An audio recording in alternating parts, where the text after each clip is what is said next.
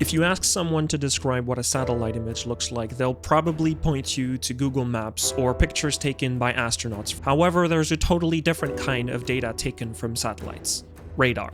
These are incredibly powerful data sources, but at first glance are complicated to understand. So first of all, you have to abandon all your intuition when it comes to synthetic aperture radar, right? That's Iain Woodhouse. He's a professor of applied Earth observation at the University of Edinburgh, and one of the most knowledgeable people when it comes to understanding radar images. I think that definitely is what got me into it, is because it is so, not because it's complicated, because it's just because it's really quite clever. Traditionally, optical images are bound by weather conditions and turned useless by cloud covering up the world underneath. But radar images can see through clouds, and even at night. And yet, who cares about the images? That's the, backscatter is the least exciting part of synthetic aperture radar. It's when you get into looking at the phase information. So in particular, if you can get multiple measurements or multiple images, that's where things really become amazing. Iain has written books about radar imagery, has been teaching remote sensing for years, so he was the perfect person to talk about synthetic aperture radar. Before we get started, this episode is sponsored by EOHub, a collaboration between Up42 and GeoAwesomeness. GeoAwesomeness has been a key pillar in the geospatial community for the past 11 years now. I've actually had the founders, Alex and Mutu, on the podcast before. They write articles, host online events, and when possible, organize in-person meetups. They also collect and contribute to podcasts and videos in the geospatial community. The EO Hub is a new section on their website that's dedicated to Earth observation and satellite imagery that they've built in order to showcase how this industry is changing our world. It's supported by Up42, a geospatial marketplace and platform. So if this sounds interesting, I encourage you to go take a look at it at geoawesomeness.com. I'll have a link in the show notes. I don't know if you're aware, I like starting all these conversations the same way. I ask the same question every single time to people I have on the podcast. I asked them how they would describe themselves. So I'm quite curious, how would you describe yourself? Probably somebody has too many ideas and not enough time to implement them. I love to introduce people and educate them on Earth observation. Partly because it's such a fascinating subject, but also because it's really useful and it's got lots of value beyond what it currently has. But yeah, that's probably me. Educator, ideas person. That's primarily what gets me up in the morning. So if you have a lot of ideas and you feel like you don't have enough time, I'm guessing prioritizing then becomes a big thing. And so why decide or end up in Earth observation? I ended up in Earth observation because I think as a teenager, the Voyager spacecraft were flying around the solar system, and I think that just really fascinated me. And it was also just that process. I mean, astronomy is the ultimate remote sensing, right? Is that you get one pixel and you can tell the temperature of the star, how big it is, how fast it's rotating, what it's made of. And it's just all from the spectral properties of the radiation. And so that was always what got me into the astronomy and astrophysics side. So when I went to university, I started off doing astrophysics. And ironically, at the time, this is a long time ago, is that when I said, when are we going to do some planet stuff? And they said, basically, no, astrophysics and astronomy, we don't look at planets. They're boring. It's completely flipped now, of course, because everything exciting in astronomy is about planets. Okay. So exoplanets, so outside of the solar system. But that model, so it's it was that planetary exploration and the detection of physical properties just using light that got me interested in that measurement process. And then the looking back at Earth, and the teenage boy who wanted to be an astronaut, it just kind of made sense to look back the way rather than out the way. Do you think if exoplanets were a thing that were studied back then, you would have just stayed on that? Or was it because of the planets that it's possible. It's quite possible. Yeah, who knows? Because so for context, it was stars, right? If just at the time, stars and galaxies, that was the thing that you looked at in astronomy and astrophysics. Right. So, and that didn't interest you. You wanted the planets. Oh, it interested me. It was interesting. But I think I was, more interested in the kind of more tangible things like planets. So let's put a bit of context. When are we talking about? When did you start getting into remote sensing? So flipping the observation. So I started university in 1985, so it's early 80s. Okay. So formative time of the space shuttle just starting to come into action. So me and a friend used to run away at lunchtime to go and see space shuttle launches from high school and come back late. And so, I still had ambitions of some sort to be an astronaut. So that led me down the astronomy, astrophysics route. And it was really, the remote sensing of Earth probably came about because I did a fourth year. So I finished doing physics. I wasn't very good at astrophysics. That was part of the problem. But so when I finished doing my physics degree, one of the courses I did was an atmospheric physics course. Okay. And Professor Bob Harwood did a course on sounding the atmosphere from space. And that seemed incredibly cool both as a mathematical puzzle and a interesting concept in terms of measuring concentrations of gases in the upper atmosphere that were tiny, parts per million, parts per billion. So that, and I remember exactly the class actually and where I sat and which room it was in at King's Buildings in Edinburgh. And I think it was at that moment that I thought, yeah, this is what I'm going to do, is look at the Earth instead. So you remember that moment where pretty much I remember, of course, memory is always flawed. So if we went back in time and could actually see it, I might go, oh, that's not how I remember it. Yeah. But I do have a vision of sitting in the class watching Professor Harwood, write these equations up on the board and talk through that process of measuring the atmosphere. And interestingly, in terms of my sort of career arc, when I came back to do my PhD at Heriot-Watt University, it was actually in a group that was collaborating with Bob Harwood and his team. And I did my PhD on atmospheric sounding, so microwave limb sounding, which is why there's a lot of microwave limb sounding stuff in my book, because that's sort of taken out of my PhD thesis. Right. So we're in the 80s. Can you explain to me, can you kind of paint a picture of what remote sensing looks like back then? So what have you got? You've got Landsat. You've got, I think the shuttle imaging radar might have started by the time I'd finished my degree. They must have done the shuttle imaging radar. And there were textbooks in the library that were mostly, on the one hand, looking at things like Landsat data and how do you correct it and all the standard things like classification and image bands and such like. Right. At Edinburgh, there was more books that were to do with atmospheric sounding, weather forecasting, and stuff like that. And there was a book, I can't remember the name of it now, but it was like this directory of remote sensing or something that had been produced. Because, of course, in those days, the internet was barely anything at all. And I remember I actually wrote, I was finishing my degree in Edinburgh, and I was going to go and do my master's at Dundee. And at the end of that summer, I'd been working all summer, but myself and my then girlfriend, now wife, we did some traveling in North America. And so I thought, well, we're going through Washington, D.C. I'll see if I can visit NASA Goddard. And I looked through this directory, and it had Vincent Salamonson, who was the head of Earth observation or something at Goddard, with an actual address. So I sent him an actual physical letter to say, could I come and visit? And I got a very nice reply saying, yeah, please do drop in. That's really cool. And it's interesting for anybody listening, or I don't know if you've ever been to Goddard, but no, if I haven't yet. A visit to Goddard now, you have to, it has to be planned weeks in advance. You have to give them all your passport details.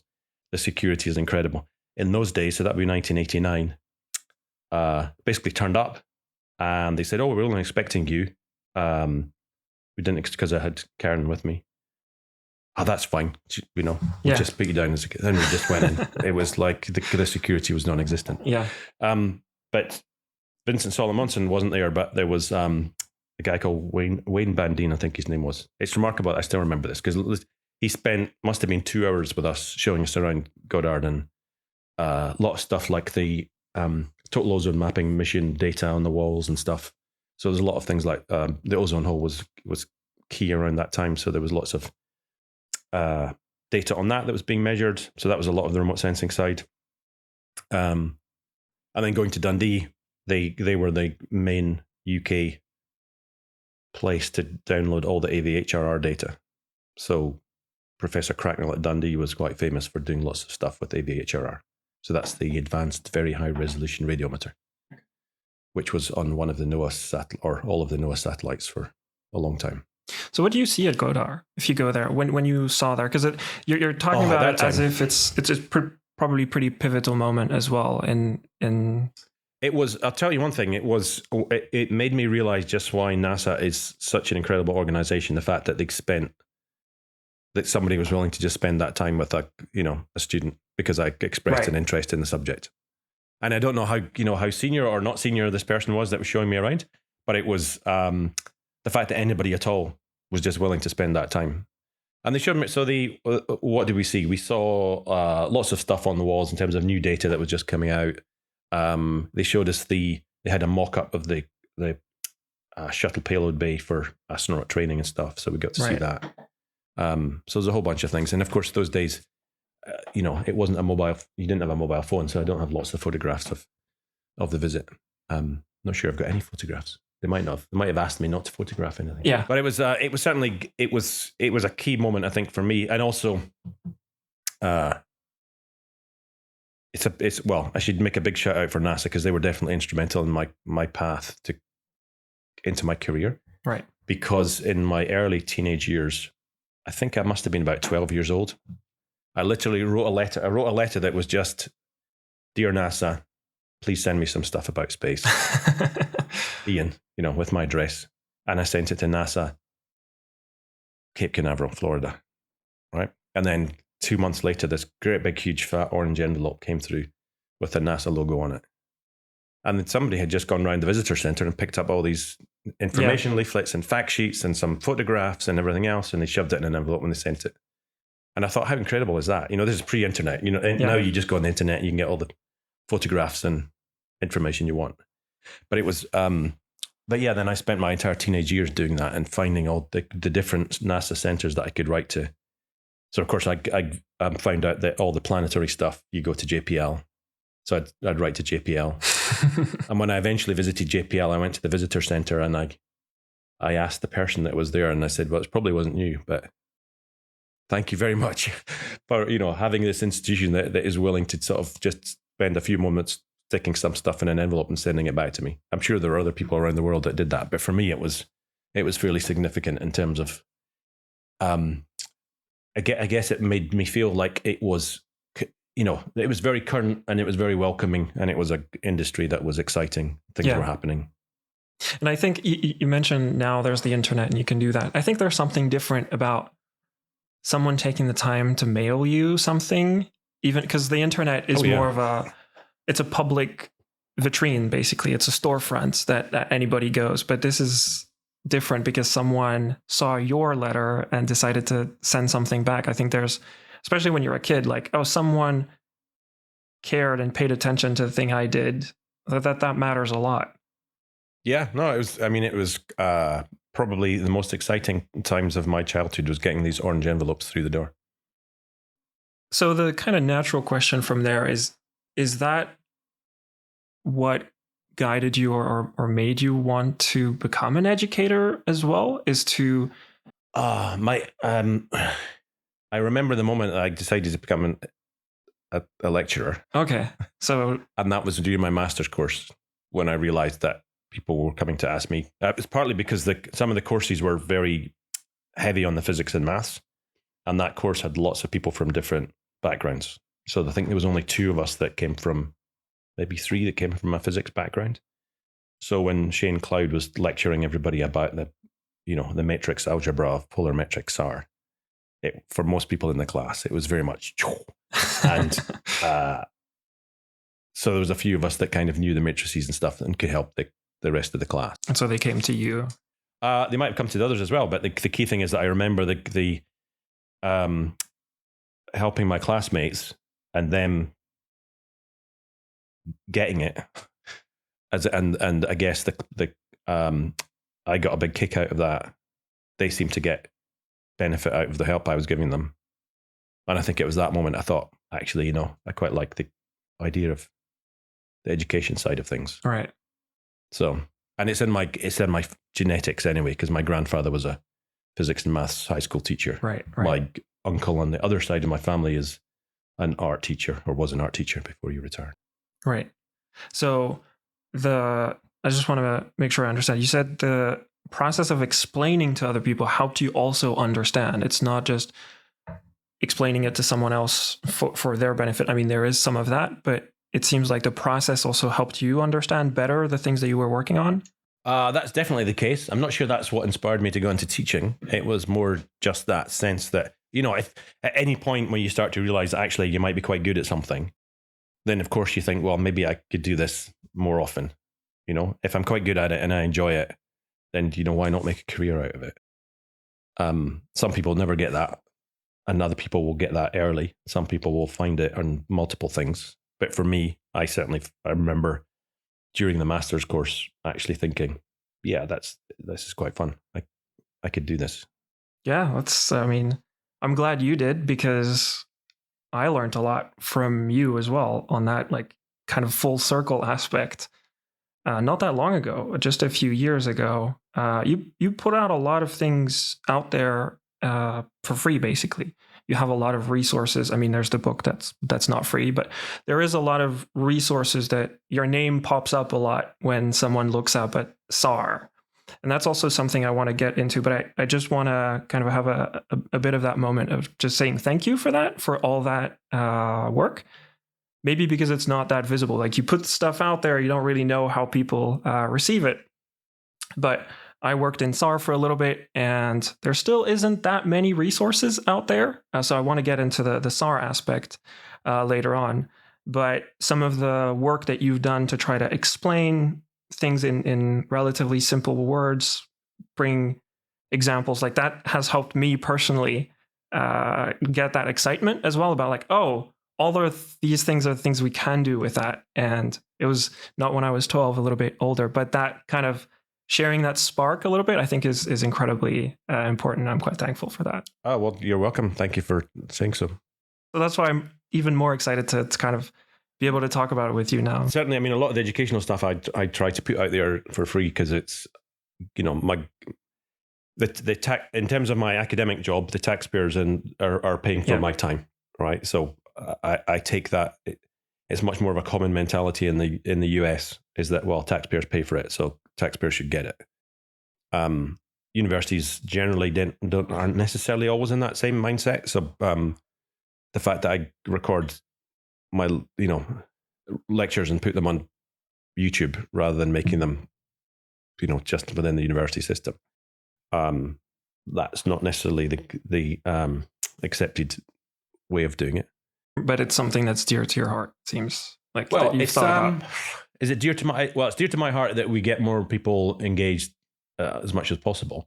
But I think education, it's a very ingrained sort of Scottish mentality, is that higher education is a public good. It's for everybody's benefit. So that's why there's still a discrepancy between Scotland and the rest of the UK, insofar as if you're Scottish residents don't pay fees to go to university, whereas the rest of the UK they pay fees to go to university, and that's definitely part of the sort of historic vision of higher education being a public good. It's for everybody's benefit. The idea is just for the benefit of the student to make more money in their career. I think Scotland still holds on to that concept that it's actually beneficial for everybody. One of the other questions I wanted to ask you as well is, let's dive deeper into the microwave remote sensing, SAR, all of that. SAR, so synthetic aperture radar, just radar imaging in general, is really complicated compared to optical imagery. You can simplify it by saying you put a camera up there, you just take some few pictures. Most people get the idea, and you can get started doing actual work with that basic understanding that it's just an image, happens to be a little bit more complicated. There's a little bit more than just red, green, blue. But most people have eyes and are used to seeing things Radar is a completely other, different beast. So how do you go about explaining that? Basically, like conveying that intuition to people when you have to first explain to them, to students, what the heck this thing is. Do you have a way of kind of walking people through it? Yeah. So there isn't. So first of all, you have to abandon all your intuition when it comes to synthetic aperture radar, right? Synthetic aperture radar. I think that definitely is what got me into it. Is because it is so not because it's complicated, but complicated because it's just because it's really quite clever. And interestingly, actually, again back to my undergraduate days, I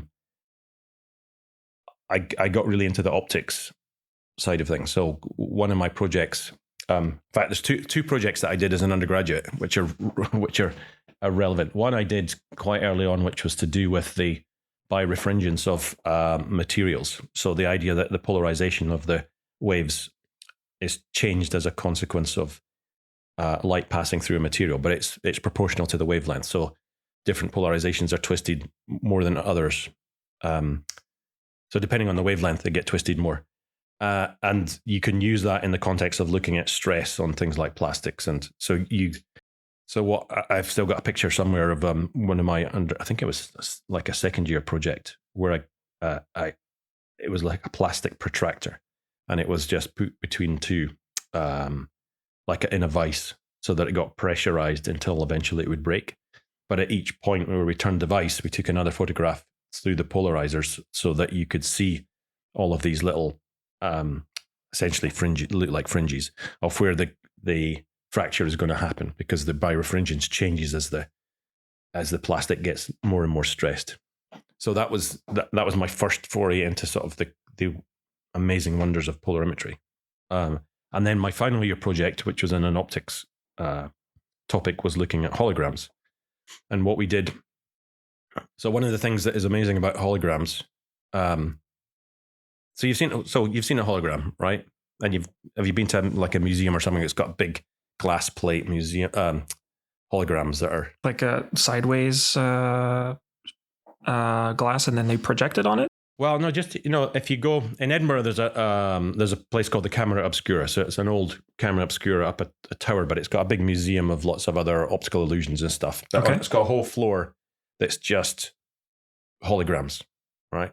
So glass plate holograms, okay, 3-dimensional dinosaurs and skeletons and various things that make it interesting as holograms. And the challenge is that people always think of holograms as just a 3-dimensional picture, but they're not. Okay, what it's doing is replicating the light field that was there when the object was captured in the hologram. So how does it work? Well, you have a reference. You have a reference wave. So you use laser. So it's a monochromatic source. You have a reference wave, and then you have the scattered wave that comes off the object, and it's the interference pattern that's recorded on the glass plate. That when you re-illuminate that interference pattern, it recreates the pattern of scattered light that was there for the object. So it's not intuitive, right? No. So it's but crazier than that. The way that you really can understand how crazy a hologram is that in the Camera Obscura in Edinburgh, there's a hologram of a microscope, right? And the microscope's got sticking out the wall. It looks like it's coming out of the glass plate. And everybody goes past it because it's not a dinosaur or a skeleton. So it's just a microscope. It's not very interesting. But what people don't realize, and what I don't know why there's not a big sign above it that says look down the microscope, is that you can put your eye up against where the eyepiece is, and as soon as your eye is just at the eyepiece, your field of view is completely taken up by the view down the microscope, and you're actually looking down the microscope at I think it's an electronic chip or something that's on the plate, and that's how it's replicating the light field that was there. It's not a 3-dimensional picture, and it's just the craziest thing ever when you do it. Right. And you go up and you look and you go, what? I can look down that microscope? What? That's crazy. And so that's what, and the relation to synthetic aperture radar is that synthetic aperture radar is to optical remote sensing as holograms are to sort of standard pictures, right? Or even 3D pictures, because 3D pictures are just two images from a slightly different angle. Whereas a hologram is based on the replication of the scattered light field. And the synthetic aperture radar is doing something much similar. And that's partly why it does all these crazy things that don't seem to make sense. Right. So what you're saying is there isn't really an intuitive way to understand. Well, the only intuitive way to get into it, well, there's no intuitive way, but the way to there's an experiment that people will often do as kids at high school, if they're doing physics. But if they've not done physics at high school, they might not have done this. But you have two speakers generating a monochromatic signal. And you can get monochromatic signals easily now because you can get tuning fork apps on your phone, and it just generates a monochromatic, so single frequency sound. And you generate that out the two speakers. And what happens is that it generates an interference pattern in the room. And you can walk around the room and hear them peaks and troughs. Have you done that experiment? No. But I mean, I've seen in a lot of physics class, it's done with water, where like you see waves and not necessarily with sound. So the waves, a wave tank in terms of generating all those. So again, you can now get wave tank apps. So I use them in my teaching as well, where you can actually, because the animation aspect of it and seeing things moving is really important in understanding synthetic aperture radar. So seeing how all those interference patterns operate when you move scatterers around and stuff. Yeah, and you can do it in a wave tank on an overhead projector, is where I first saw it. Or you can just get a wave tank app. There's several ones you can get now to download. But to experience that interference pattern yourself by walking around and actually hearing where it's loud and then an area where it's quiet, and get the students to walk around and go, oh yeah, I can actually experience that interference pattern. It's not just something that's on a drawing. It's a real physical thing. And then what I try to do what I try to do in the book is bring that as the basis, that once you start to understand that, what's causing that interference pattern, everything else can be explained on the back of that. So aperture synthesis can be explained on that. Speckle can be explained on that. Interferometric SAR can be explained on that. You just have to get to grips with those interference patterns and why they're created. And once you get that, not quite that everything follows after, but I think that's my approach to giving that grounding, that if you realize that everything is based on that general principle, a lot of the other topics can be explained using the same things, the same diagrams and the same analogies. And then it makes it a lot easier to then connect things together and go, okay, I get that. So, of course, ultimately you have to ask my students whether it works and whether they understand it or whether they're just nodding politely. Right. Is it that helped you? Well, because that's how, for me, that's how I understood it. Because of having done stuff with holograms as an undergraduate, I had an understanding of how holograms work.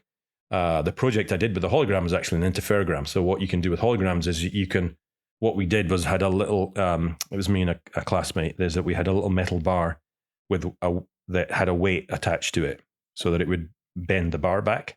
But of course, imperceptibly, in terms of, visibly you couldn't see it. But what you do is you take a hologram of the bar, and then you change the weight, or you add the weight so that it moves the metal bar slightly, and then you do a double exposure of the hologram. And so as you double expose the plate, so interestingly, you have to do all of this in pitch darkness, but when you double expose the holographic plate, you actually end up with the fringes of the associated with the slight movement of the bar, because the light has got to travel an extra tiny distance.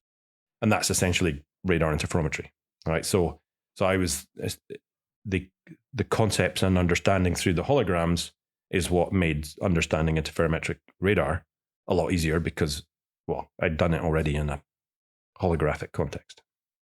So let's stay on STAR, because I mean, there's a lot to talk about that. What there is. I mean, one could write an entire book about it, right? Yeah. So when people talk about SAR, one of the things that comes up is it can see through clouds, and that's why it's great. But there's a lot more to that. What are some of the things that you find most exciting, most interesting about SAR? Because the reason I ask that is because I find that to be an interesting angle to start with when talking to people about why should you even care about this thing. It's a lot more complicated than all these other sources of data, but it's still really interesting, and there's some unique properties about it. And so there's the explaining how it works. That's one aspect, but another one is, why does it even matter? And that's what I'd like to dig into from your point of view, at least. There is a sort of a terrible history of SAR that is associated with saying, look how wonderful SAR is, it can see through clouds, right? And there are some applications, military applications might be one, but disaster response and everything else, where you say, well, if I can be guaranteed an image, whether it's cloudy or not, clearly advantageous. So why a terrible history? It sounds like a nice... Well, it's a terrible history because what it means is that everybody forgets the fact that that's the least important benefit of SAR. In terms of why SAR, you're asking why SAR particularly different. I mean, I was at a conference, I won't name what the conference is. But I was at a conference and they had a session looking at SAR. And they were all talking about images and how difficult it was to interpret images, and all these high resolution commercial companies providing, really detailed sub-meter resolution SAR data, and how difficult it was to interpret the images and everything else. And the whole session was just about images. And I thought, well, but who cares about the images? That's the, backscatter is the least exciting part of synthetic aperture radar. So I want backscatter being... So just the brightness. Exactly. Yeah. So you've got the waves coming back, and you've got the magnitude of those waves, so how bright they are. So it's what you would see if you get a single image and you open it up and, you normalize it a little bit, like this gradient of color that's what we're talking about. Yeah, I just want to add a lot of context. Good point. So the backscatter, you're saying least interesting. I mean, it's useful in some contexts, but it's the least sort of interesting from the perspective of what makes SAR particularly good or unique. It's when you get into looking at the phase information. So the cycle of where the wave is at. And in particular, if you can get multiple measurements, and that's either in polarization or multiple images, where you can look at the difference in those phases. And that's where things really become amazing, right? And so the interferometric wide swath mode on Sentinel-1, for example, is fantastic for doing interferometry. And it seems to be the least spoken about. Now, to be fair, there are sectors and areas that use this as a regular thing. A lot of the geophysicists, for example, use it. Radar interferometry is standard. There's a lot of people doing things like permanent scatter interferometry and looking at long-term motions of the ground surface. But in other areas, it sort of seems to be ignored.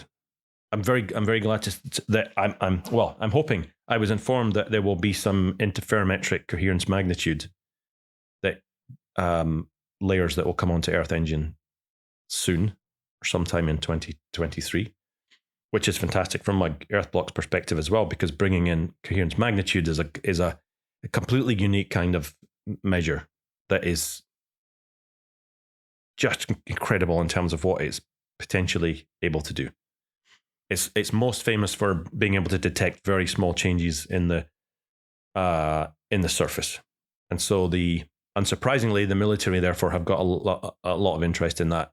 If something drives across a desert, the desert might look exactly the same as it was before and after, but the interferometric coherence will pick that up, and you'll see a big strip through the desert where something is driven. So, not surprisingly, the various points in the early 1990s, that became an interesting topic. Right. But we've looked at, we did a little interesting study, partly for fun, in the Nazca Plateau in Peru. So, where there's the big lines and the geoglyphs.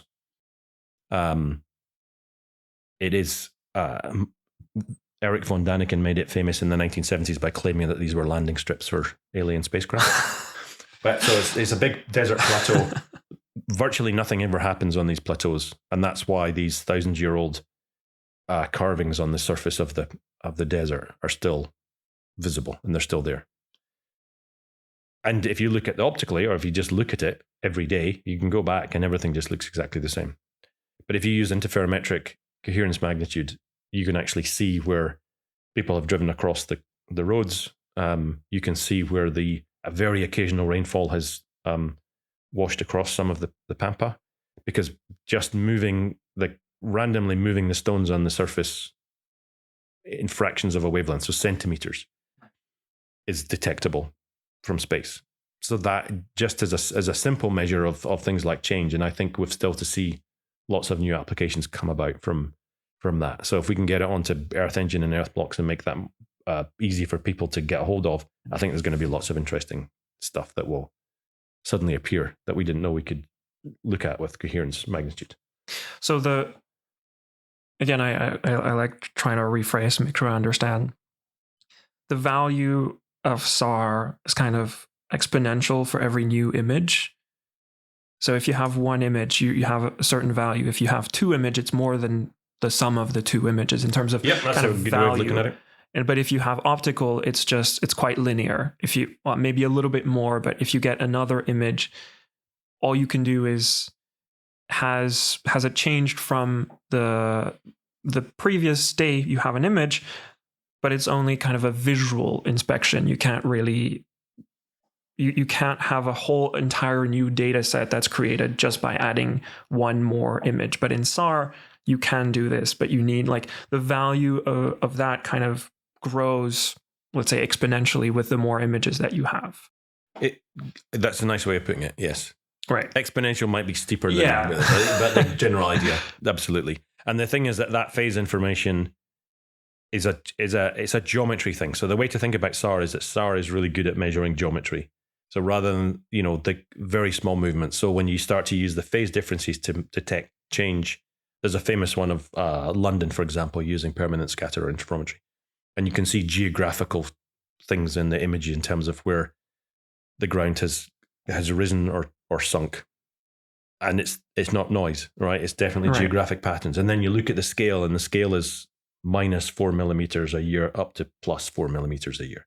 And you think, what? 4 millimeters? That's just a tiny little shift. How on earth can we measure that from 600 kilometers above the Earth? And it's those kind of very sensitive geometric measurements. So the earthquake people use it now all the time. Volcano people use it all the time. It's being used for landslides. It's being used for detecting the stability of railway lines and infrastructure and everything.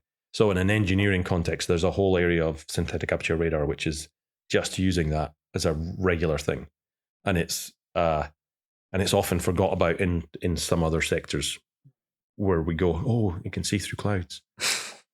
So the main aspect, again, I want to kind of make sure that people listening kind of follow along, is that can measure differences within one wavelength compared to in optical. What you can see is basically you're limited by the ground resolution of the sensor. So if you have something that can see 10 meters. So when you say limited, that we're starting getting to qualitative suggestions that one is better than another. And I would always argue it's fit for purpose. And the thing about optical data is that the spectral information that we get from optical data is incredible, and you can extract amazing information from that. And radar does something different. If people that move from optical into radar make the mistake of trying to use radar as if it's just another image in a different band. Right. And if you do that, you'll get some results, but you won't get anywhere near as much out of the radar as is there in terms of the data. It's so much richer, and it's because it's really good at doing other stuff, geometry and shape. And I think what I was trying to get to is more the how come we can see those small changes, but if something moves by 2 meters in SAR, you can't get down to that millimeter change. That's the irony, isn't it? Is that if it moves too much. Yeah, that's kind of what I was trying to get to, is that it's like you have a microscope that can only see tiny, tiny changes, but if something moves too much, actually now it gets outside of the kind of focal length. Well, that's a terrible way maybe to say it, but the swath of what SAR could see. Historically, I think there was a bit of a blind spot in terms of that scale. So scale of wavelengths, millimeters, centimeters, you saw in SAR. And if it was on the scale of many tens of centimeters or meters, you'd miss that. And then by the time it get into tens of meters, you'd see it again in the Landsat Sentinel-2. I think the high...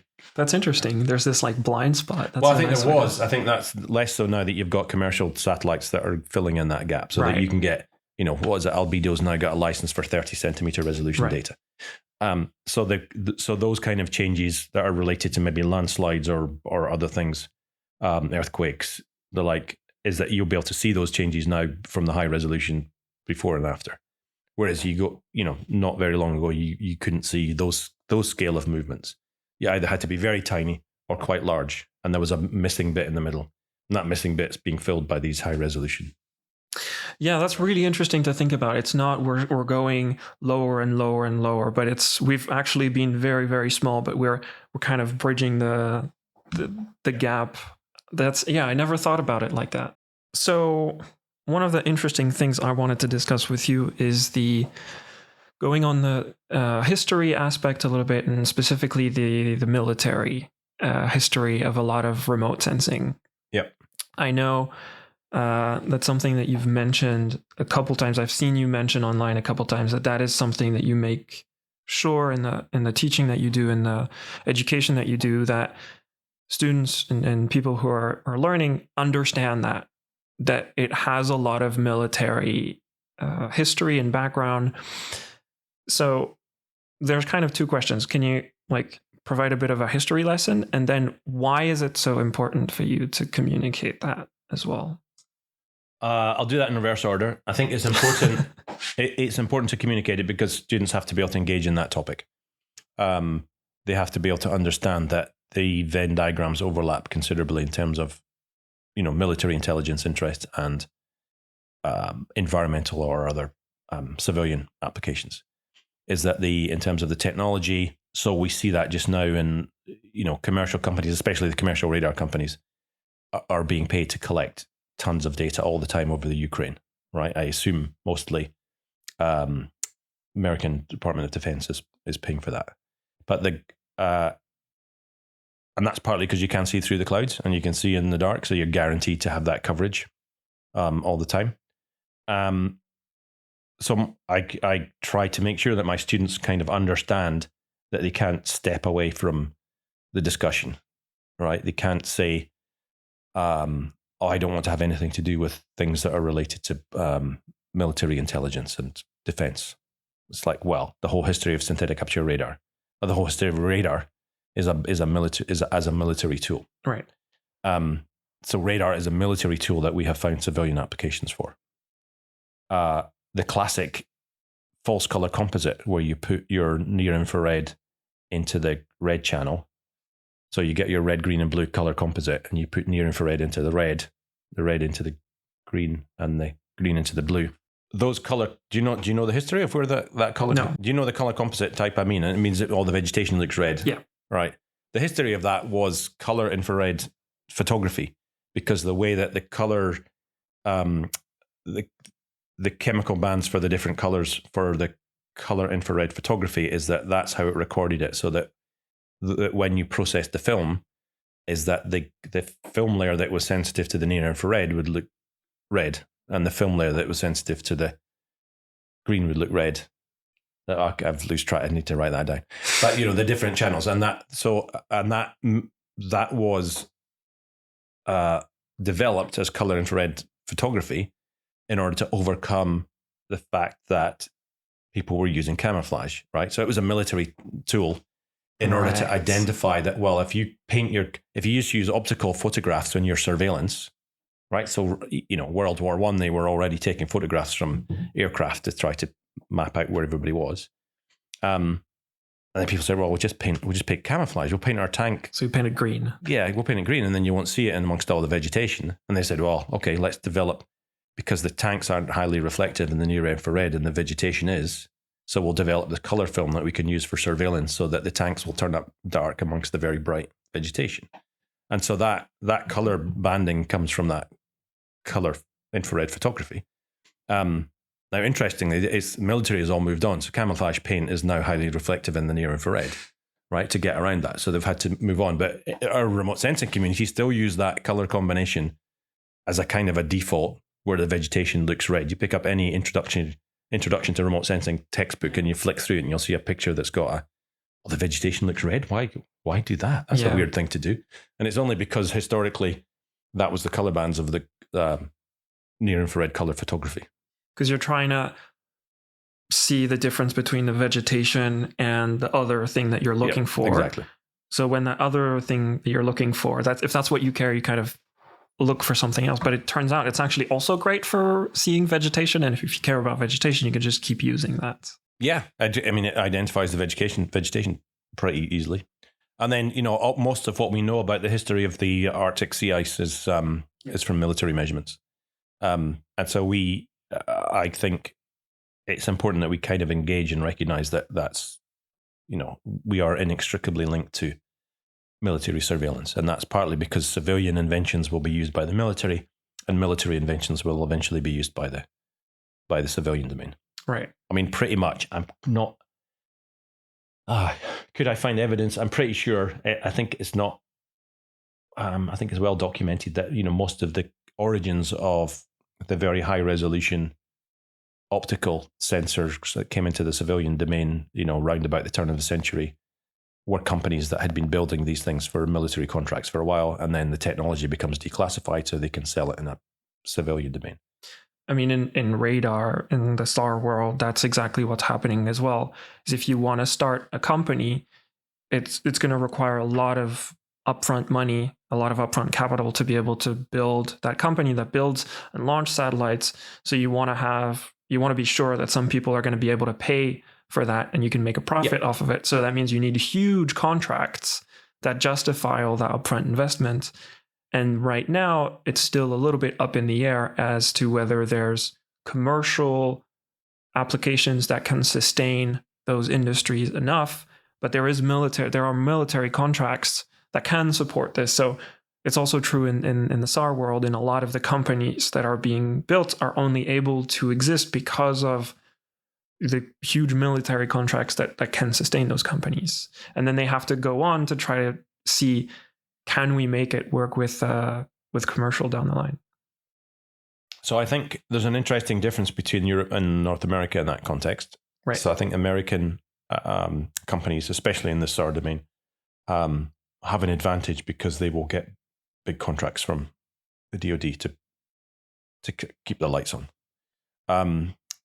I don't know about more recently, but I'm fairly sure that ISAG originally, didn't start off in that domain, and and their progression was probably slower as a consequence, right? But ISAG are very successful at doing what they do. It may be that they have had to capitulate and are now doing military contracts. I don't know, but but other, you look at the American companies and they're definitely getting military contracts that get them set up very quickly. And I think it's disadvantageous to to SAR generally, because the military intelligence just say, well, I want really high resolution. Give me the highest resolution possible. Right. Because actually we just have experts that do visual interpretation of that. And we want it as quick as possible every time we want it. So seeing through clouds and seeing at night and having a pointing ability, that's perfect. Just do that for us. And it's possible, much more likely maybe, is that the commercial civilian opportunities in SAR are possibly more in the information that you get out of the phase information. So those ground displacements and the very subtle differences that you can pick up with SAR. And that's much harder to do. And so the commercial companies, they're generally not optimized for doing interferometry. Right. So just for context as well, ISAI is, I think, the only or one of the only European companies that's doing SAR at the moment. Maybe there's I mean, no, I guess there's the public-private partnership kind of models, like, because I think Cosmos SkyMed is like that, and Airbus and TerraSAR X. Right. Yes. So they're sure. European, and they're sort of commercial. I think what ISAI is the new wave of lower cost, smaller, compact. Yeah. And there's systems. A bunch of other American companies that are doing that. And so Capella and Umbra are the two main ones out of the US. I think there's a third one coming along. But yeah, they're quite. I think there's a lot of optimism that something will turn up. So let's go there a little bit. That's also something that I wanted to go over. Is you've been in this field way before this whole new space era, let's call it. Yeah. I don't know what else to call it, started. So that is about 10, 15 years we can push it. This kind of whole new space, which starts with, depending on who you ask, but it starts with SpaceX dramatically lowering the cost to launch payloads, which means that now you can justify sending more stuff. And so a lot of companies start up and get spun up, and part of those are Earth observation companies, and part of those are synthetic aperture radar companies. We just named a few. And so you've kind of seen that whole evolution go from, it was just public programs. So we talked about Landsat, for example. Sentinel comes a lot later, to now there's a lot of private companies that come in that provide a lot of data. Well, I'm not sure I'd like to give SpaceX the credit for starting the new space wave. I think they've clearly contributed, but I think it comes before that in terms of the CubeSat model. You could still launch them and piggyback on other things. That's true. So it was still kind of low cost. I still remember early days of Clyde Space in Glasgow. So Craig Clark, I got to come through to talk to, he was the CEO and founder of Clyde Space, came to talk to our students, and I had another colleague come to talk about the route to launching something through ESA and basically make a comparison. And it was, you could see the students sort of engaging in this quite nicely to see ESA, concept to launch 10, 15 years, CubeSats, concept to launch 18 months. And that's, definitely changed a lot of stuff. But I don't think, I think we should, certainly in the radar context, of course, RadarSat is the first that I would point to as a commercial operator. There was probably commercial operators, and in fact, it was probably MDA and the like that were doing it for military contracts before that. But, RadarSat was, the figure that I heard was that at one point RadarSat was doing so well that it was like one of the highest earning companies in Canada, right? So in terms of purely on the basis of faxing out an image of where the sea ice was to ships going through the Northwest Passage. And it was a very clear use case, very clear value add. And they had a mission that was optimized for doing exactly that. And it did it really well.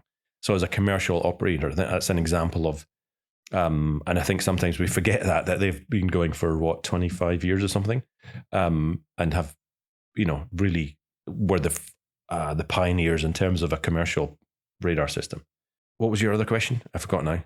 It wasn't really a question, but I was kind of curious about how, your general thoughts of seeing that progress and where you're seeing the trend line going, and just. Okay, so the trend line is worrying in terms of the sustainability of low Earth orbit. Okay, so some of these questions about how do you feel about having more artificial stars in the night sky than natural stars in the night sky, right? So who's asking that question? And I know there's people at Edinburgh asking that question. It's a big issue for astronomers in terms of being photobombed by streaks of satellites. There is, so there's a big question there about, should we be sending up quite so much stuff? And CubeSats have made that even easier to just chuck stuff up. And the fact that it makes it cheaper risks, the fact that we do, you see that with Elon Musk, you just chuck up lots of stuff and you kind of becomes a bit Wild West. And there is nothing yet that properly constrains that or has some control over it.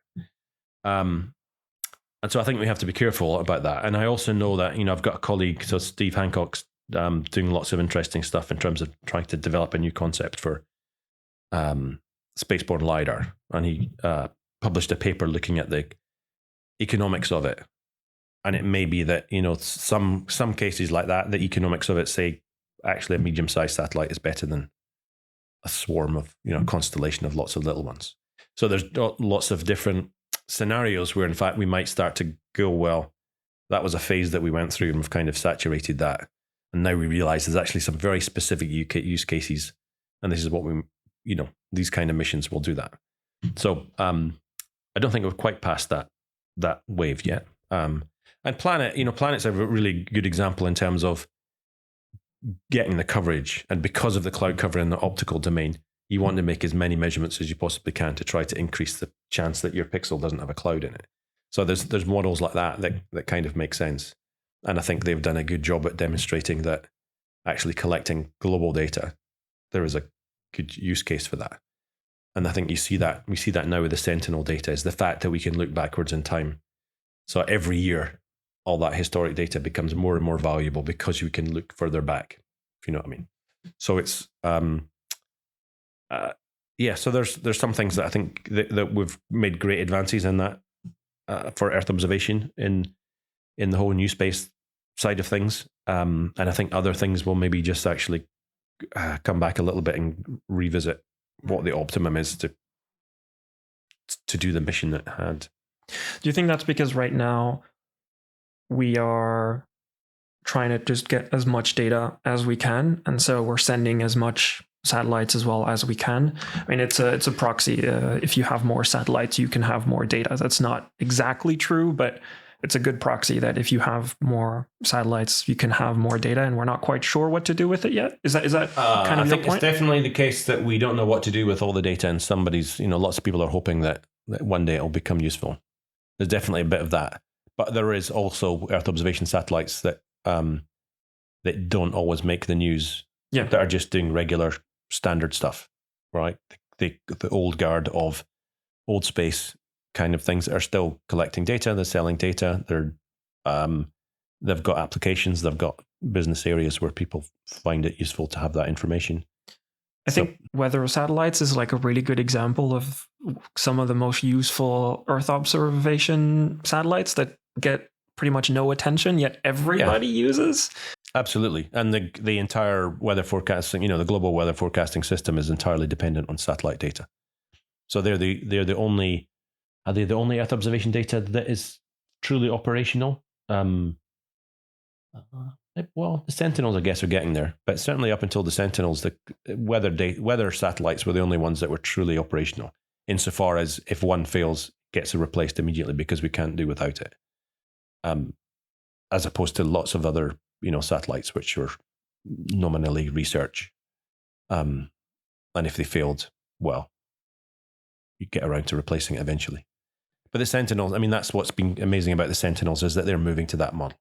So, you lose one of the Sentinel ones, you've got one ready, almost ready to replace it.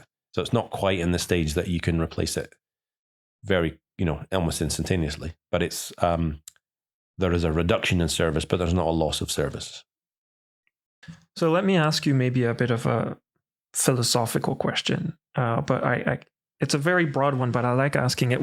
What's the thing that's most exciting for you right now in the whole Earth observation field? We've covered quite a lot already in the conversation. So thinking about all of that, about the commercial aspect, the data aspect, the academic aspect, all of that, what is it that you are excited about now, given where this entire field is at? I think, well, of course, that's partly biased in terms of the things that I'm interested in. Sure. But there is a collection of, from my Scottish perspective, it's a data loch, right? So there's this mass amount of data, and we haven't quite worked out how to feed it through the pipe so that people actually get running water in all their houses, right? And I think that's where we're at, is that to some extent, you can't have the infrastructure for the the water supply until you've got enough water to make it worthwhile distributing. And the last 10 years has seen this huge collection of Earth observation data. And I can't remember what some credible statistic, like the amount of Earth observation data collected in the last year or two is more than everything that's been collected ever before that. Some crazy statistic like that. So it's a very exponential growth. So I think we're just at that cusp now where there is so much data that we just have to find ways to pipe it into people's homes so they can actually use it in a sensible way. And that requires some, filtering and quality control and everything else that you would expect from water before it comes out your tap. And I think we're just about there. And I think that's where you see that in the context of, so Earth Engine been running for 10 years. doing incredible stuff. And now AWS and Microsoft Planetary Computer have recognized that is where it's at, and they're moving into that space now. And that's where I feel quite confident that this is where we're at this point where we don't see it quite yet. So there's still these companies, and these companies have to just hold on long enough that we get to that point where we start to realize, and it might not be the killer application. It's just a lot of very key valuable applications, right? It doesn't have to be one thing that's going to completely break the dam and all the data comes flying out and suddenly becomes valuable. It might be just lots of little things, but we have to find ways to make sure that everybody understands what that data might do for them and how it works. And that's how I got into things like Earthblox, which is, how do you make it really easy for the non-typical Earth observation expert to be able to inquire and investigate and explore the data and start to go, oh, I didn't realize you could see that. If you can do that, can you do that every day? Can you do that at finer, I want to see more detail. And then when they start coming back those questions to say, yeah, I can see how I can use this, but it's not quite fine enough detail for me, or it's not quite often enough, then that starts feeding back to the business plans of the next generation of the satellite companies to say, all right, if you need that this often in this particular location at that level of detail, and then we've got a deal, then yeah, okay, we'll fill that gap for you. But I think there's a stage where we've got to get more people engaged with the data. So the domain experts. And that's foresters, it's lawyers, it's vets, it's engineers, just about every topic that you can list that isn't Earth observation or GI. So, that's a perfect segue into the work you're doing at Earthblox. Can you explain to me kind of the elevator pitch of what Earthblox is doing? And then, yeah, let's move from there. Well, the elevator pitch is essentially Earth Engine is the most incredible tool on the planet still for looking at geospatial data. So it's got Earth observation data, but it's also got other types of geospatial data in it. And the barrier to entry to that has, you've got to learn a bit of JavaScript. And essentially, I was too lazy to learn JavaScript, right? JavaScript, it's 1-2 semicolon for me. So I thought there must be an easier way to do this. So we built an interface that is a no-code interface. You drag and drop the blocks. I want this data at this time on this place to do this. Click, and it just gets it. And that's it's for me in an educational context, it's absolutely amazing to be able to go into class and let students explore a wide variety of data over the whole globe for data that goes back almost 25 years, and they can do it within minutes. They don't have to do 6 weeks of theory first to go and do this. And in the commercial domain, it's also, we're seeing people that can get their answers quicker than before. So that's kind of what I want to then dive in. So Earthblox is this no-code platform that allows to manipulate Earth observation data. And other data. Okay, what? Well, so there's Earth observation data, there's climate data, there's, Earth Engine's got 700 odd data sets in it. Other data we've used, in terms of the fire data, there's population data. There's, a wide variety of geospatial information that's there. And ultimately, you'll be able to load up your own data or bring in commercial data. From there, who is that for? Who are you building Earthblox for? So domain experts, right? So somebody who understands the problem needing solved, but maybe did one course in remote sensing as an undergraduate. So they kind of know enough. The analogy is you've got a significant other coming for dinner and you want to impress them, right? You've got 3 choices. One, you can go to the supermarket and buy all the ingredients, find a recipe, put it all together, impress them that way. Or you can take them out to a fancy restaurant pay much more money, but somebody else does all the hard work, and it's very impressive. And so there are some companies out there that do the whole restaurant kind of thing. There's other the supermarket is more the writing JavaScript and Earth Engine, but you can also get your food boxes that come with high quality ingredients, just the right things that you need, a nice recipe. So you got to do a little bit of work yourself, but you can generate something impressive and tasty without all the challenge of building it from scratch and without all the expense of going to a fancy restaurant. And that's where Earthblox is in that model, where it's like you need to know a little bit about how to, the equivalent of, boiling an egg, right? You don't need to know that much about fancy cuisine but you can still produce something of high quality, and it's going to be a lot easier, quicker, cheaper than going down to the restaurant and all the stuff, the expenses associated with that.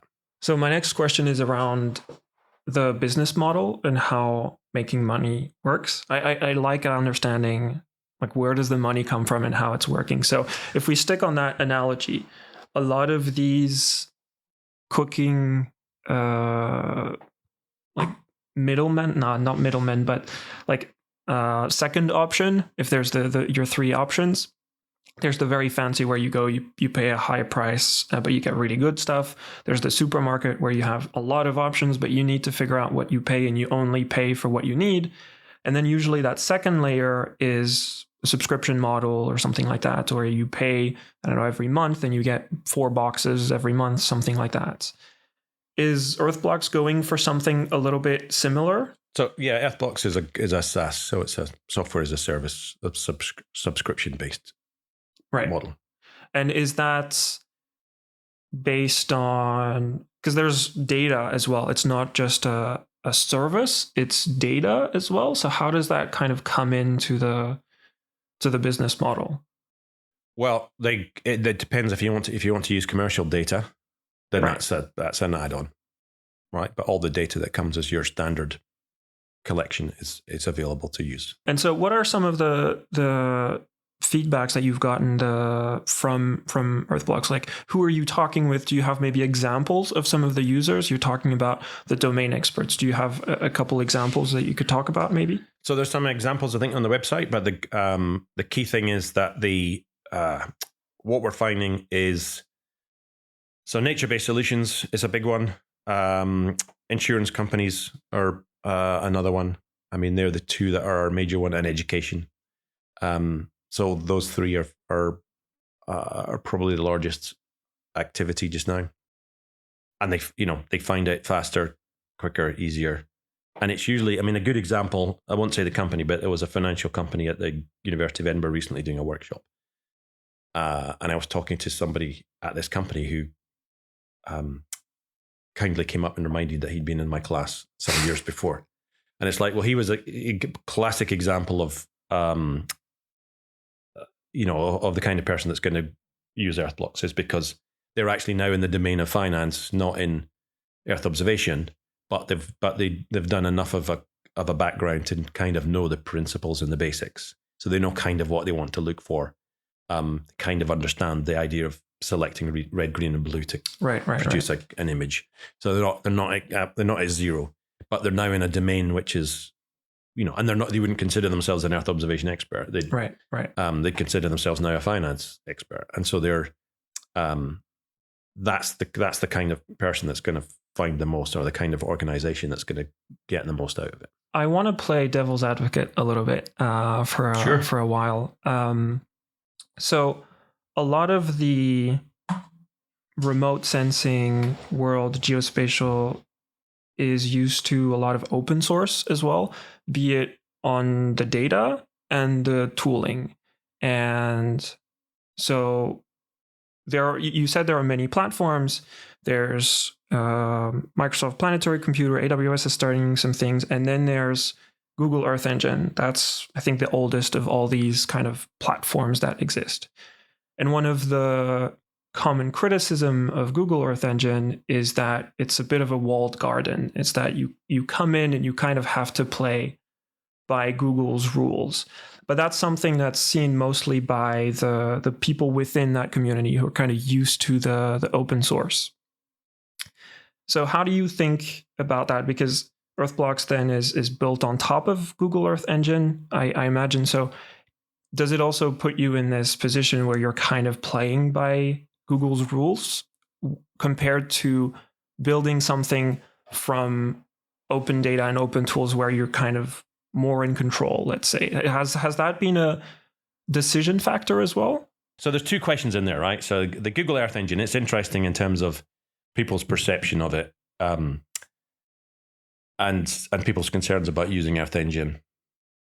And it's a tricky one insofar as it's just, I mean, it's about as open as it can be. It's not, people complain about it being a bit of a black box, but it's relatively clear in terms of what they do with the data and things. A lot of the data has not had much done to it at all. So it's just a repository, and then it's it's an incredible resource, and it's remarkable that they've made that available for free for so long. You're still paying for it, right? Everybody's paying for it because you're using Google search engines and Google products, and they're selling your data to people to make money. And the fact that they make money doing that means that they can support Earth Engine, right? So yeah, it's a conversation that keeps coming up, is because everything gets paid for by somebody somewhere. Yeah. And it's just about, well, where is that? Where should that be? Earthblox is never going to be open source. Just like any of the other products out there, they're not going to be open source fully. Is it going to be open? We'd love to be able to have a free version, but you have to pay it. We're a startup, right? Yeah. And we've got teams, we've got people that need to get paid, and we're building this tool. And I'd really love to hope that someday in the future we'll be able to find some way to make that access as easy, as open as possible. We're only a few years old, right? So we're not quite at that stage of being able to do that. We're not Google, right? We don't make money from other sources in a way that but then that payment is very upfront. It's very visible. It's very this is how we make money. Exactly, and that's and we want to make that as clear as possible. And we want to, especially in the education sector, we want to make sure that we can get as many people involved in through the education sector, because that's where you can really broaden the use cases and everything else. It is so that's always a challenge, right? And unfortunately, that's not these challenges. I don't have to deal with them to keep me awake at night. But we do, in terms of the Google link. I think Google do a very good job, and they give it away for free, Earth Engine, for most users, as long as you're not. There's now a commercial model if you want to do commercial stuff. And so, you can complain about it, but it's, it's not bad for what you pay for it, i.e. zero. But I guess that's also one of the criticism that comes up, is that Google has a history of killing stuff. Yeah, right. That's clearly something that we have to pay attention to. And we talk to Google about that. Right. But unlike many of these other products, is that Google internally, in-house, they use Earth Engine. So Earth Engine is not something that they just give out for other people. Part of the reason that gets supported is that within the company, the broader company, they use Earth Engine for things that they do in the company.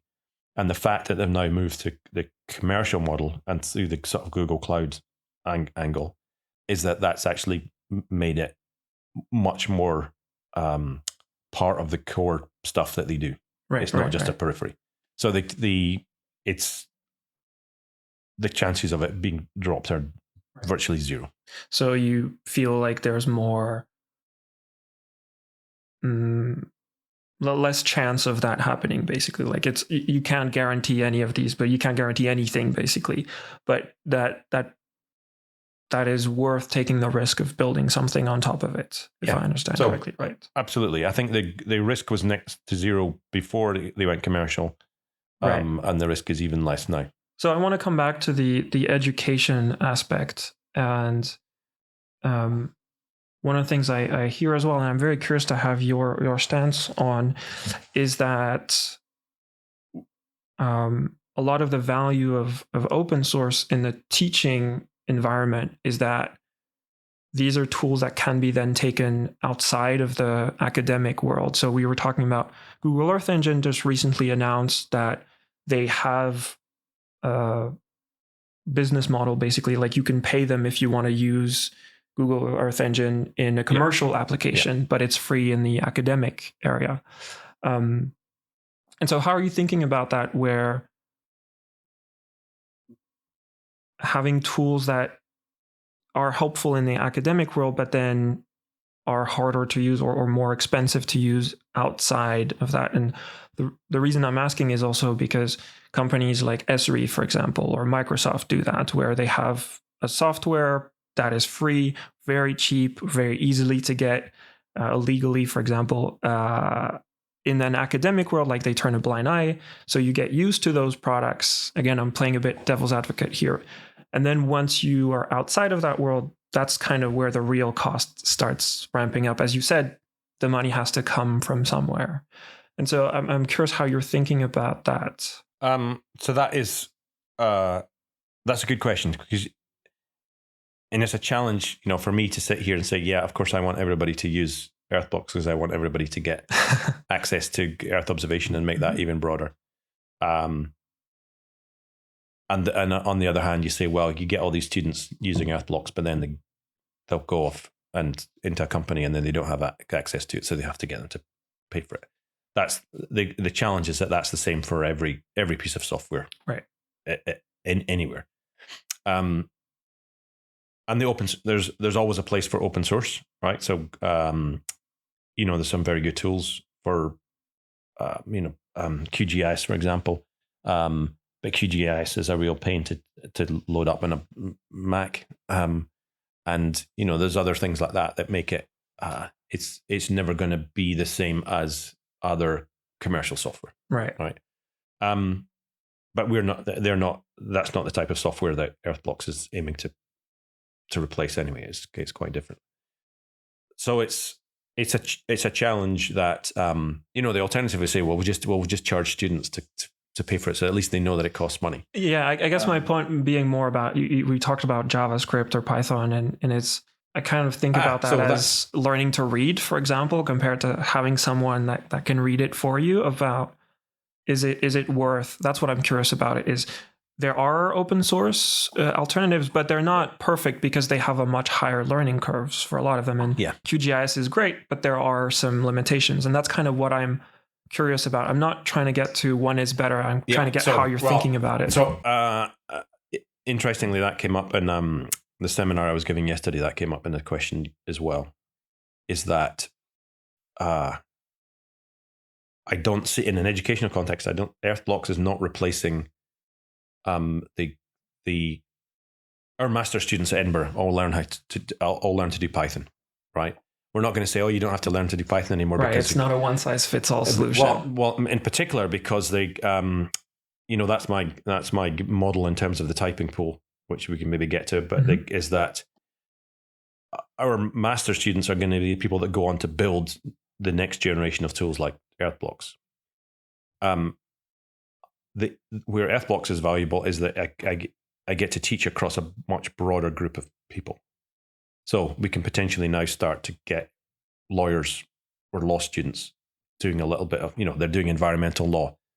They might spend a couple of hours now because they can get onto Earthblox and they can do it in a couple of hours, and they can look at some of the things. A lot of the work in Edinburgh is to do with the relationship between conflict and environment. So being able to go in and observe environmental change in locations is valuable for them, but they don't have to do the 3 weeks of prep work before they can actually start to look at the data. They can jump straight in. They learn a little bit about what they're doing, and they can do that. And likewise, other students maybe in sustainable development or students in engineering or other courses. So it's about the core students. They're still going to be learning the Python, right? And in fact, we might use Earthblox as the stepping stone for those who haven't done any coding to say, well, these are the steps that you do. Now let's translate that into the coding steps that you do in code, and then expand on that. So it's broadening rather than replacing. So to go back to the food analogy, the Python is how you train the chefs in the kitchen to use the knives and the stove and which ingredients go well together. And correct. Earthblox being that layer of, you get all the ingredients, someone's given them to you, there's clear instructions, you don't need anything else. Yeah. But there's still a chef behind there that's designed the recipe and chosen the ingredients and all that kind of stuff. So the restaurants and the food boxes have that expertise is there. If you want to do all that, you learn that expertise yourself and buy the ingredients and, watch Jamie Oliver YouTube videos or something to learn how to do it yourself. We're not going to stop that. And that can lead to people wanting to know how to become chefs down the line. And then, right. That makes sense. So let's talk about typing pools, because I think you have some interesting... Well, so my... I can't remember, somebody originally sort of had a discussion with me about this, and I've sort of bought into it in a big way for such a long time that I've forgotten who it was I originally talked about it. But when I started my first job, so I did my master's at Dundee. I did my master's project at ITC in Enschede. And then I worked for a year at what was then called the Marconi Research Centre in Chelmsford, or it's actually Great Barrow, just outside of Chelmsford in Essex, northeast sort of from London. A historic site that was part of the area where they developed radar during the war. So in fact, in their little museum, they've got a 3-dimensional model that was apparently built by the Luftwaffe for planning bombing raids over the area. So it's a 3-dimensional model of the site and the location. And so, and historic in terms of developing radar. So a lot of key people went through that lab in the UK and have gone elsewhere. They developed all the theoretical stuff for ERS-1 SAR. And my first job was actually working on phase A work for the NVSAT Synthetic Aperture Radar. So the ASAR, the Advanced Synthetic Aperture Radar, it was on the wide swath mode for that. So they were a real hotbed of technical expertise in radar there. But I remember the first time we were doing a project for ESA, and I had to produce the final report. And I said, how do I do that? Where do I type that up? And they said, no, you handwrite it and you give it to the typing pool and they will type it up. And the typing pool, certainly in those days, a group of women at typewriters who would basically type your handwritten notes into, they'd check the spelling and the grammar and they'd format it correctly. They'd send it back to you. You'd mark it up with pen in terms of changes, send it back to them. And then you'd iterate until you were happy with the final report. And then when they would put it into all the proper format and all the structure and make sure everything was right so that you could submit it to ESA. But when I joined, the lab had recently got a little piece of new technology, which was one of the first Macintosh computers. And I said, can I just type up my own report on that? Because my wife had taught me how to touch type, and I can just type up. So I just typed my own stuff up. But that it's interesting if you look at the history, the transition of moving into word processing, and because it was round about that time that, the Macintosh computer and Windows were being developed, so that you've got Word as your first Microsoft version, which takes on some of that heavy lifting of the helping on the formatting and the spell checking and the all of these components. So all of that expertise that was in the typing pool was now being embedded into this software. And very soon after that, so many people listening will think, typing pool, never heard of it, because it very quickly died away within just a few years. And I think that we're going through that transition with Earth observation, probably GIS as well, is that historically we would graduate students from Edinburgh who would then get jobs in, water authorities or local government or an engineering company. And they would be a part of a little team that would be the expert people that anything to do with maps or satellite images or anything would be done just like the typing pool. So a little collection of experts that were locally in-house that you would hand them things to say, can you do this mappy thing, please? And what's happening is that expertise is now not in-house. It's being moved to these companies that are developing these software tools, mostly software as a service through the web. And so all that expertise is now moved into the software developers, not the and away from these employing these local experts. And so at Edinburgh, we are, part of what we're doing at Edinburgh is thinking that through in terms of, what we should be making sure our master students are learning so they are going into that domain, including things like learning how to code in Python, is that so that they can be ready because the alternative is that it's actually the software developers that are getting jobs in these companies, not the Earth observation people. So they need to know how to, write code. They need to understand databases. They need to understand web-based map services and all of these things that are actually where the delivery of that Earth observation and GI work, I think we're moving to.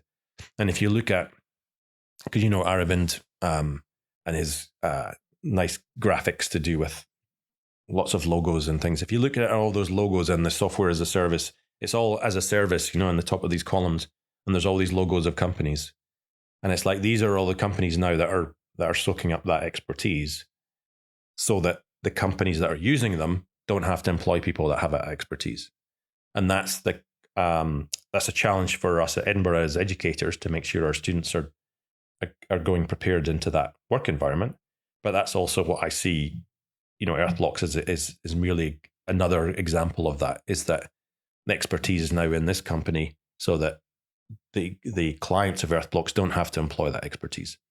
They have to employ somebody that maybe knows a little bit about it, but they're mostly a domain expert in something else that knows a little bit about Earth observation, rather than employing an Earth observation expert that knows a little bit about the Right. domain expertise. Yeah, that was my next question, is that then you have two, assuming that's the case and that's going, because that's a bit of a bet as well. I think you're onto something, but it's still a bet. We don't really know what's going to end up happening.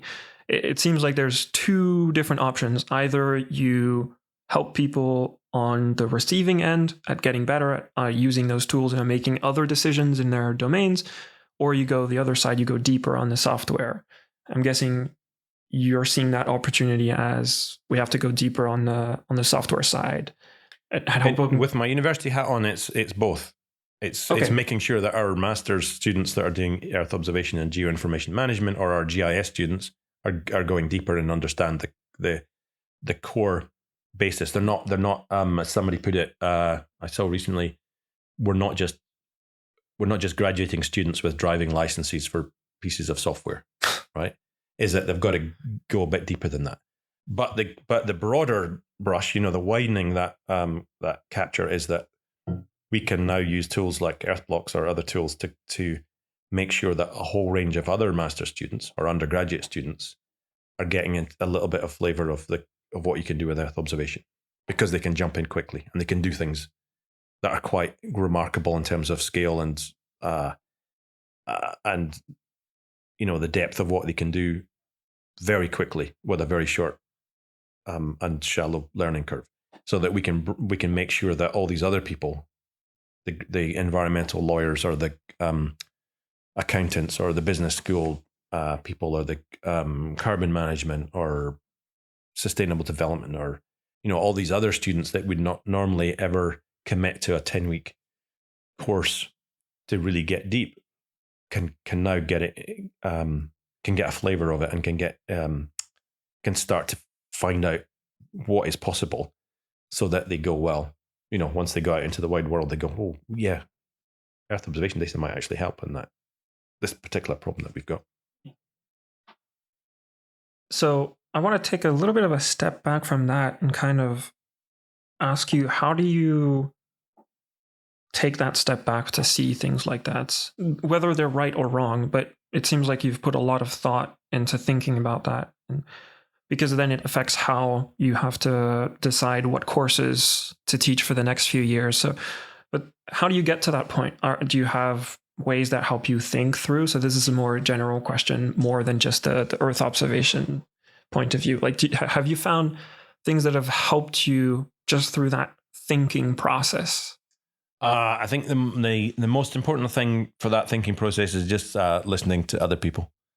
Yeah, so I'm accumulating and listening to what people are saying about what they're doing and how things are changing, and thinking, well, that's and that's what starts those thought processes going through my head, to think, well, and then I go and try and validate it. So there's I can't remember the name of the website now. It's something like will robots take my job or something, where you can type in the name of your career and it will tell you what the chance of it being replaced by automation is. The whole wave of new AI stuff might be changing some of those job descriptions. But yeah, you look up remote sensing technician, 40% chance of being replaced by automation. And it's even got a little phrase where it says start worrying, right? But the scientist, in terms of remote sensing scientists, and it was much, I think it was 15% chance. And it basically said, nothing to worry about. So that actually just confirms, that hypothesis is that actually the more you are on that scale towards just being a technician, is that actually that's being replaced by software as a service models. If you actually really understand what's going on and you're deep in that topic, you've still got jobs to do, because they're in the companies delivering that software as a service. They're just no longer in the client companies. They're in these service provider companies. Just in the same way that we still need skills in spelling and grammar and everything, but there are people who are skilled in that are employed by Grammarly rather than, in a typing pool. And you still have people writing theses, but they just have a better tool to do that. One of the things I found interesting kind of going through all the things you're doing is that you have had actually for quite a long time, if I understood correctly, one foot in both academia and the commercial world for quite a while. And there's a lot of overlap between the two, but you could have careers that are just in one or the other. But it seems like you've been involved in both for quite a long time. I'd like to understand a little bit as to... Yeah, well, that goes back to your original question, right? So I said ideas and educator, were those two key things. Having a foot in academia is very much more associated to education. And my passion to education is about the students learning stuff and doing well. But it's also still, like I mentioned before, that's that inherent Scottish mentality towards education, higher education being a really valuable component of society. It's fundamental to, I believe, to a strong democracy to have an independent and an independent thinking place like a university that's free to think unpopular and crazy ideas, right? Separate from government and separate from everything else. So I'm very passionate of that component. In terms of ideas, it's great when you see ideas being turned into an actual application where it actually gets used. And that's where, so 2008 was my first foray into sort of commercial world. So Richard Tipper and Gary Davis, a former student, came and asked if I'd help set up Ecometrica back in 2008, just at the cusp of one big downturn, and then helping set up Earthblox just before COVID. So I seem to have this knack of finding the not quite the right timing. But even before that, I had been doing collaborative work with other organizations, and I'd been working with people like Genevieve, who's now the CEO of Earthblox, working with the Forestry Commission, for example, and commercial forest companies. I'd been working with other remote sensing companies that were applying some of the things that we'd been developing in the university. So that idea of seeing an idea turn into more than just an idea, and so that's always been the excitement of. It's fun being associated with small companies and startups, just because it moves faster. A startup versus a university is a speedboat versus an oil tanker, right? Yeah, is that there are both of them have advantages. And they're very different pace, and things are very different. But it's fun. It's fun being able to do a bit of both. The key thing is that like I said about listening to other people, the key thing in terms of the idea stuff is finding good people to work with. So people that are actually much more focused, much more organized than I am, who can actually turn it into something practical. So the team of Genevieve and Sam, for example, at Earthblox, are much more focused and practical and on the ball when it comes to actually doing something that makes sure things happen. Whereas I've got a tendency to have 5 new ideas before breakfast and then go wandering.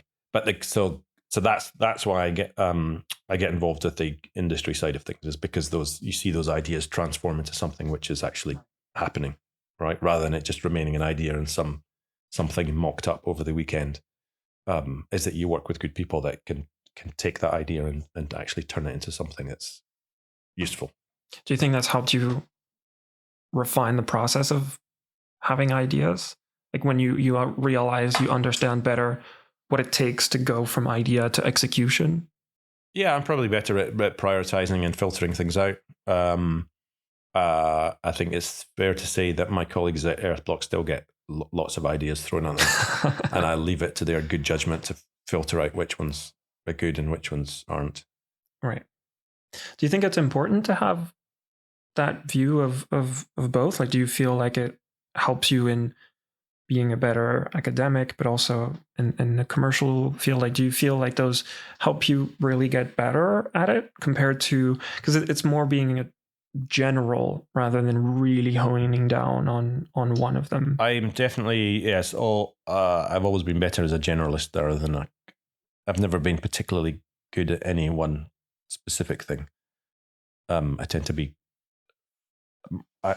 joining across, joining the dots across things and seeing a bigger picture is typically what I'm better at than any particular one topic. So most of my colleagues at the university are better researchers and better teachers than me. And most of my colleagues in Earthblox are better business people than me. But I'm good at making the connections across things.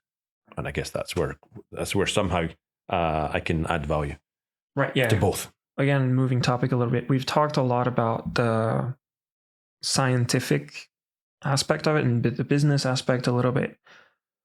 When I do try to do quite some research when I prepare these interviews, and you write quite a lot. Like, you've had a blog that's been going on for quite a while, and one aspect that seems to come up a few times is the importance of art. Mm-hmm. As well. It's an idea that seems to come up a few times, which is, one could say it's quite orthogonal to science, but there's a lot of overlap as well. And I'm very curious to have some more of your thoughts on kind of the importance of art, and if you've seen that applied in remote sensing and how it could be useful I'm going to put art with a huge A, so I'm going to include things like writing and talking to people, like all these things that are not purely on the scientifical aspect. Right, so there's a lot there. We've got some time. Yeah, I've not updated my blog for a long time. It's terrible. I should do something. forestplanet.wordpress.com, just to put that plug in there. I think the art, in science, if you're at the frontier of something in science, I think creativity is a key component of that. You have to be able to think crazy ideas and look outside of the norm. There's lots of science that goes on which is sort of incremental, normal stuff and doesn't necessarily require a huge amount of creativity. But there's other parts of science where I would argue it helps to be able to have a creative approach to it. And so I would argue that there's an important role in working, or scientists working with artists, just to kind of break their standard mode of thinking, so that they do other things. I was at an interesting event at COP in Glasgow last year, so not this current year's one. And Brian Eno was hosting it. So Brian Eno, the musician, and you've not heard of Brian Eno? Does not ring a bell. He significant creative genius in the music world through the 70s and 80s. So the whole ambient music thing is essentially his creation, and you would recognize his music. But he was advocating this whole idea, and it was getting back to a food analogy, but he was kind of saying that science is really important for that that consumption of the understanding of the world, but the art was important for the digestion, something like that, right? Is that he saw that there was a definite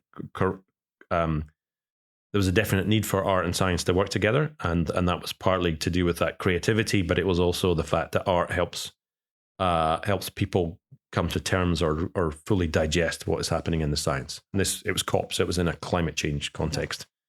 And there was lots of interesting guests and stuff talking about art science projects in a climate context.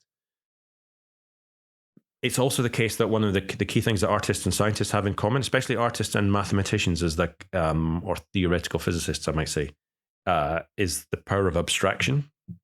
So the idea that one thing represents something else, or the idea that I can have something here which represents something in the real world.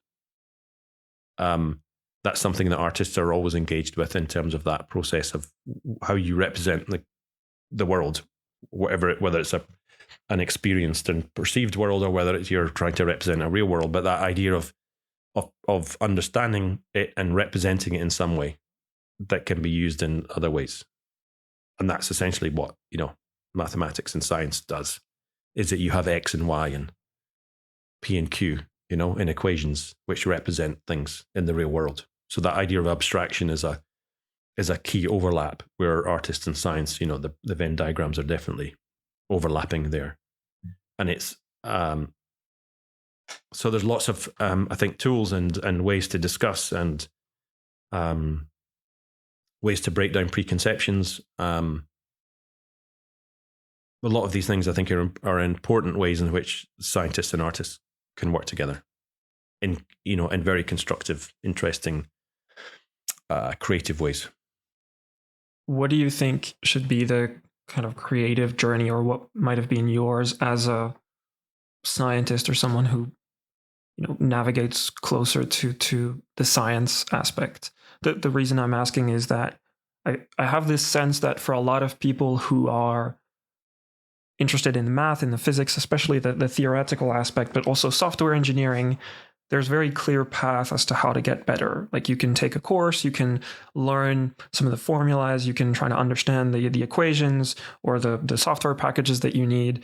And a lot of the creative aspect, there are ways to get better at it, but it sometimes feel as if it's a complete different aspect. It's a completely different beast.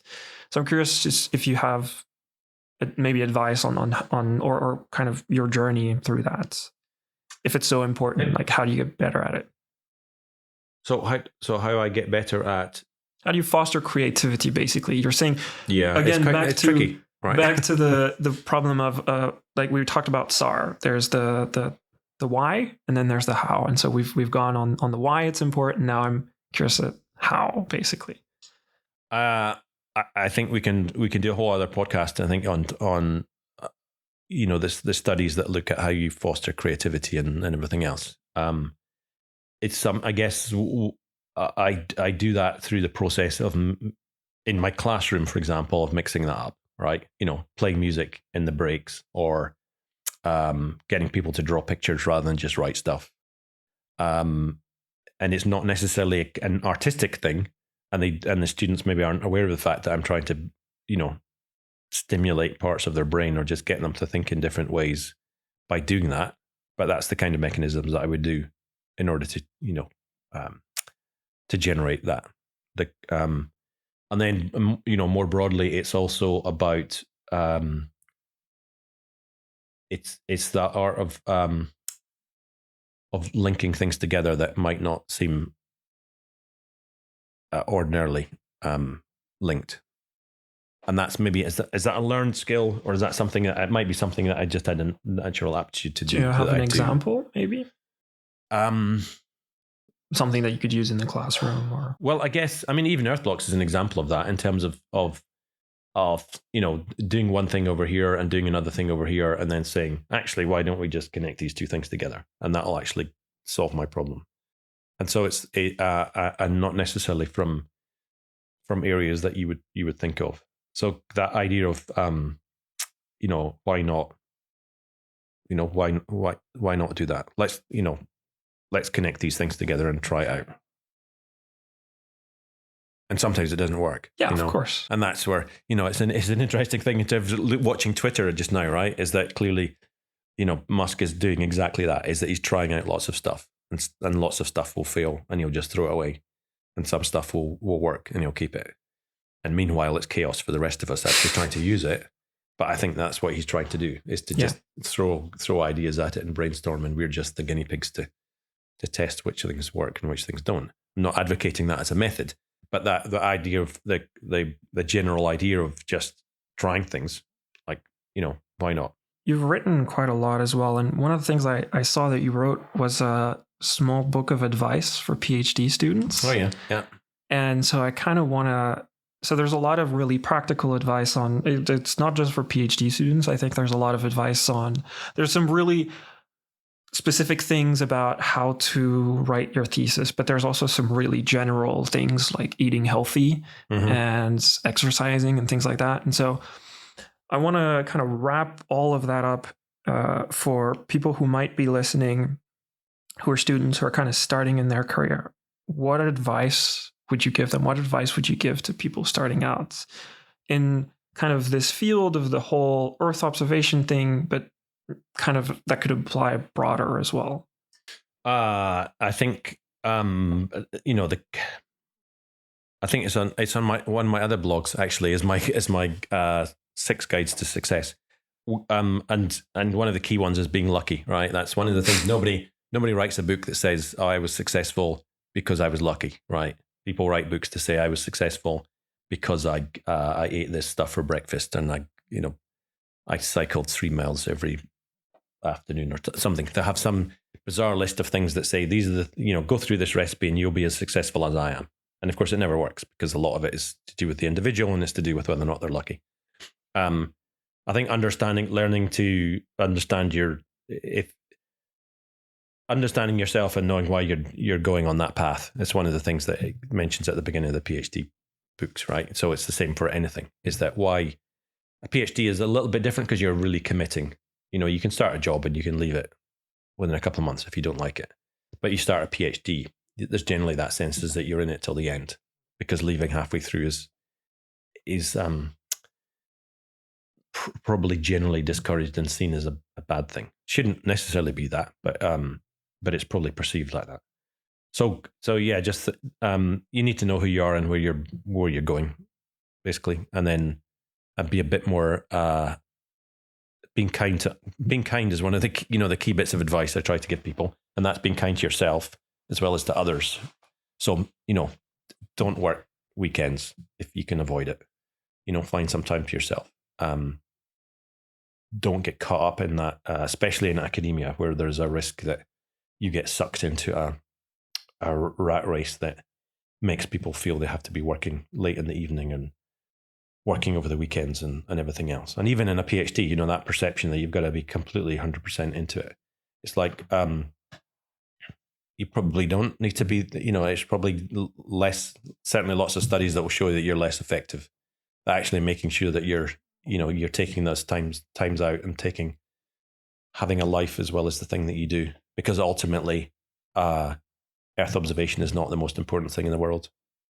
It's I think it was Richard Feynman who wrote a letter to somebody saying, physics isn't the most important thing in the world. Love is, and it's love and kindness rank way higher than Earth observation. So, not to take it too seriously.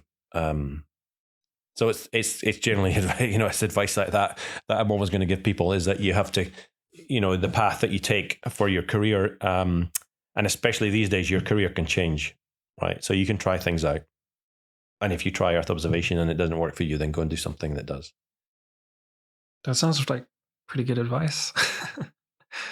I think that's a pretty good way to start wrapping it up as well. And just like I like starting every conversation with the same question, I like finishing with the same question as well. I like to ask people for book and podcasts recommendation. So the reason I do that, there's basically 2 reasons. The first one is that books and podcasts are pretty hard to come across. You can go to a bookstore and see new books, and you can browse Spotify to see new podcasts.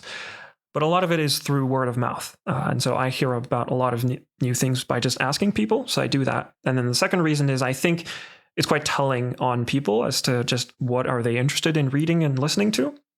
So maybe if you have one book and one podcast, if you listen to any, it doesn't have to do with anything that we talked about, just something that you read that you think could be valuable for other people to hear about and read. I think there's 2 books that immediately come to mind, but so one of them is I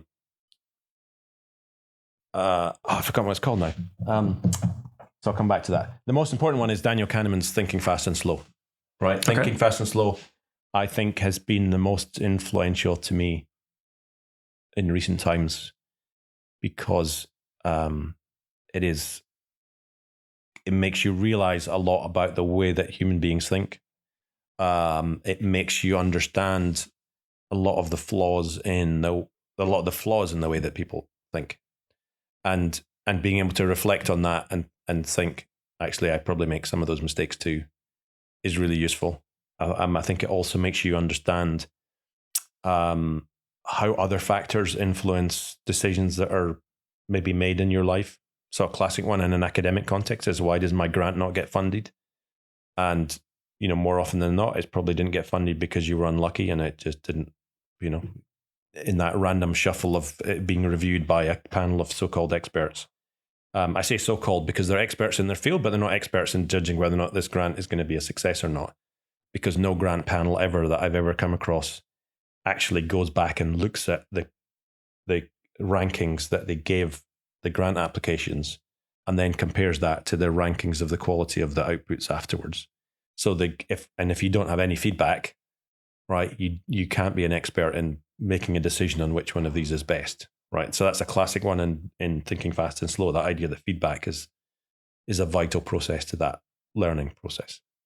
And so it's things like that that book is really good at making you think about these processes and understanding a little bit more about the way that individual thinking and collective thinking can be flawed, and how that links into what you're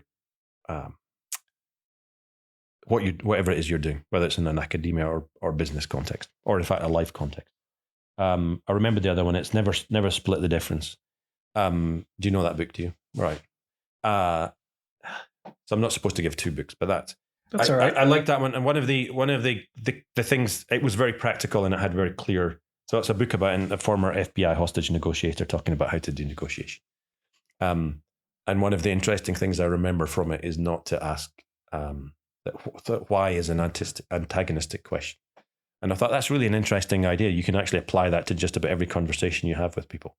Is that asking them why is confrontational and elicits a defensive response. And so even just taking away that little nugget that, trying to avoid using why in conversations is something that I've tried to take from that book. Podcasts, that's a difficult one because I don't actually listen to a lot of podcasts. And when I do listen to podcasts, I put them on 2 times. I listen to your podcast, obviously. Or you're not going to tell me. I'm not. I'm not. But I guess I can't recommend that one. But the podcast. So the podcast I would encourage people to go to is things like the HBR, so the Harvard Business Review, or the business ones that they have on Radio 4. Right. So I'm not going to pick out a specific one, but. And I do that not because from a business perspective, but because you will get a different perspective in a lot of these things that are maybe not what you took. You take some things for granted that a lot of these business podcasts actually, challenge and make you think about. And that's why, so rather than an Earth observation or a GI podcast, other than your own, obviously, is that that's where I would tend to point people. Because you'll get a different perspective, and they're not talking about Earth observation or satellites and everything else. They're talking about completely different things. Back to the idea of trying to take something from another field and bringing it back. Exactly. That's what I tend to do. Iain, thank you very much. This was a great conversation. Yeah, thank you. Thanks a lot for your time. I'll put links to the show notes to all the things we talked about. Your book, of course, some of the courses that you've had, Earthblox, all those things. So again, thank you very much for your time. I just want to reiterate that all the teaching that you put out there for people to listen to and to watch, it's helped me a lot. And I'm very thankful.